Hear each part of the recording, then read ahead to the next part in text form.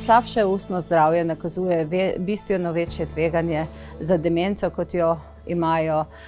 vrstniki, se pravi starostniki iste starosti, ki imajo boljšo ustno higieno, boljše ustno zdravje in se pravi so v boljši kondiciji glede ustnega zdravja.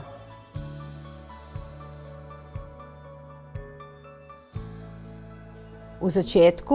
začetnih fazah, ki so pa dostikrat tudi neprepoznane, najpogosteje v neki zmerni fazi že odkrivamo demenco, ampak v začetku bolniki so sposobni,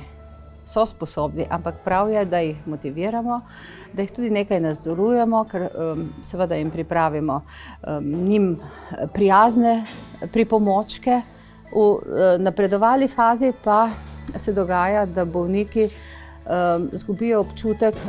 kako se uporablja, ne znajo več uporabljati, ne znajo si več ščetkati zobe in takrat že rabijo pomoč. In to mora postati potem že naloga oskrbovalca, pa enega družinskega člana, da vsaj enkrat na dan preverijo in mu pomagajo,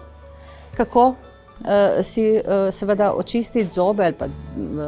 protezo ali karkoli, seveda v zadnji, napredovali fazi, ko pa pravzaprav je bolnik čisto odvisen od okolice, od svojcev, pa mora postati ustna nega dejansko del neke rutinske nege, ki se opravlja pri bolniku. In takrat moramo biti pozorni, seveda, da so usta dovolj, da so čista, da vse kote počistimo, da je sluznica dovolj vlažna, ker potem lahko s tem preprečujemo v bistvu še druge dodatne zaplete.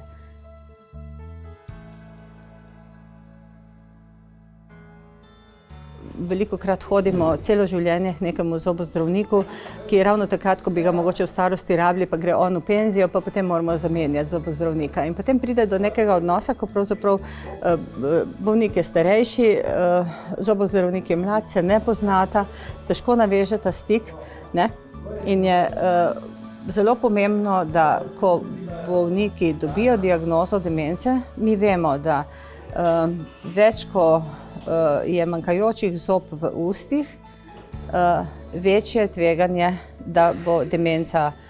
napredovala oziroma da bo hitreje napredovala. Se pravi, smo zelo zainteresirani za to, da naredimo čim prej vse ukrepe, da bi pač oskrbeli zobozdravstveno tega bolnika in preprečili tudi neke neprijetne dogodke, ki bi bili potrebni vnaprej v bodočem življenju. In zdaj, zobozdravniki pogosto, potem ko zvedo, da je bolnik ima demenco, zvedo za diagnozo, premislijo za nazaj pa rečejo, pa saj meni se je to že zdelo, ker so opažali določene spremembe, pa seveda bolnik sam ne pove, svojcev ni, dokler ni kritično, no in ta čas je pravzaprav izgubljen v tem odnosu, Je pa fajn, da se navežeta, da se pogosto vidita, ker potem lažje sodelujeta.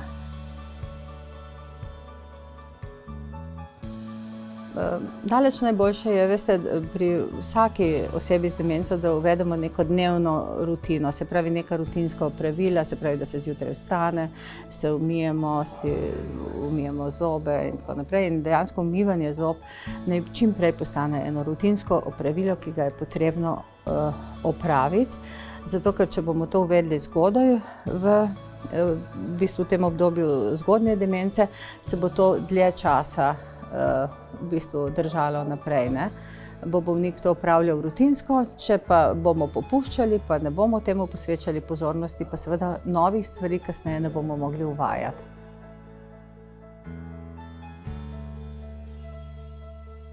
Jaz mislim, da je to treba predvsem skomunicirati, pa počakati na primeren trenutek. Bolniki niso vedno enako razpoloženi in se pravi, čakamo na tisti ugoden trenutek in mi se moramo njim prilagajati. Mi ne moremo nekaj forsirati, ker takrat bomo izvali odpor, se pravi, moramo počakati in mi prilagajati aktivnosti njihovemu počutju.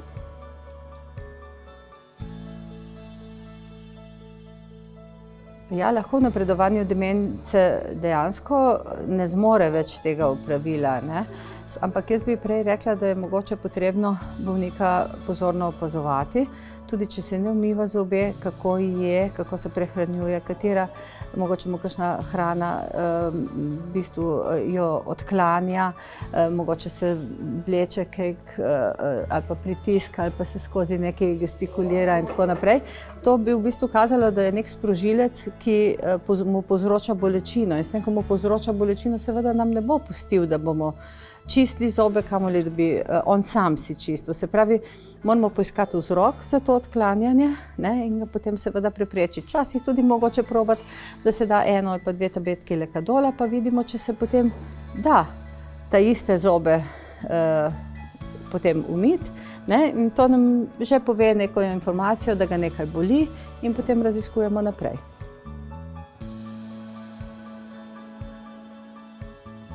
Ja, idealno, ko grejo v dom starejših, bi bilo, da bi vsi bili pregledani svojega zobozdravnika in mogoče bi bilo sanirano tisto zobovje, se pravi, da ne bi imeli nekih, saj ne bi pričakovali nekih večjih težav.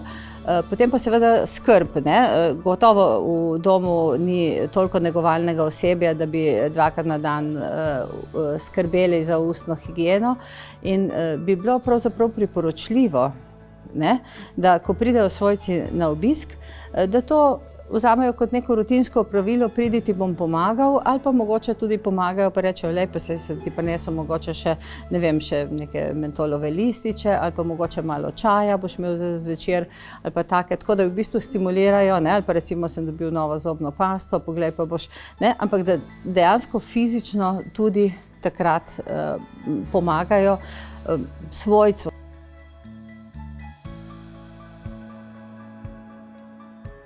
Z redno ustno higieno, se pravi z rednim